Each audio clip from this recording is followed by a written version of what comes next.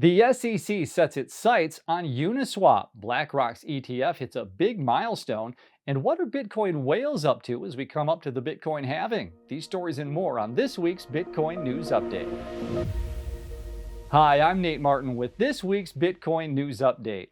Bitcoin's price fell from around $71,000 to nearly $65,000 in just a few hours on Friday. Rise Labs speculates that weakness in the market may continue as tax season comes near. The downturn triggered around $850 million in derivatives liquidations across all digital assets, and data from CoinGlass shows that nearly $770 million of that was in long positions caught off guard by the decline. While overall daily inflows for U.S. spot Bitcoin ETFs have been slowing, BlackRock's IBIT fund continues to open up the gap as the segment's clear leader.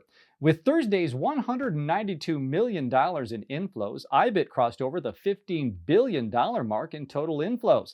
Spot Bitcoin ETFs have only been trading for 3 months, and the marketing campaigns are just heating up, as evidenced by a post on X from Nate Gerasi, who is the president of the ETF store, highlighting no fewer than 7 banner ads from IBIT as he scrolled through Bloomberg's homepage. All this while no fewer than 5 of its competitors, including Fidelity, Arc21, Bitwise, Invesco, and WisdomTree, are offering 0% fees for the first 6 months.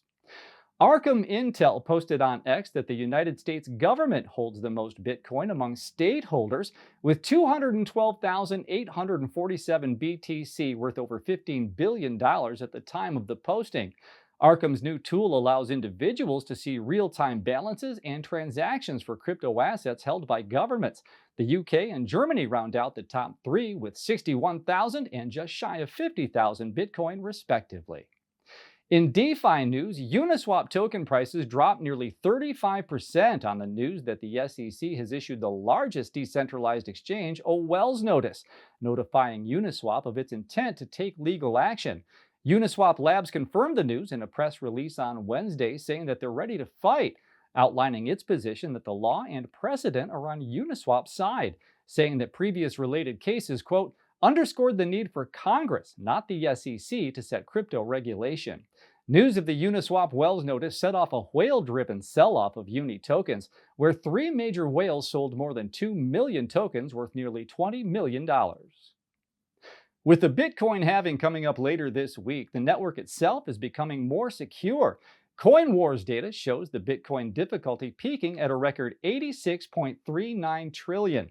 That's up nearly 9% since last month and about 3.5% higher than its previous high set on March 28th. This latest difficulty adjustment will likely be the last one prior to the halving, when the block reward for miners goes from 6.25 to 3.125 Bitcoin awarded per mined block.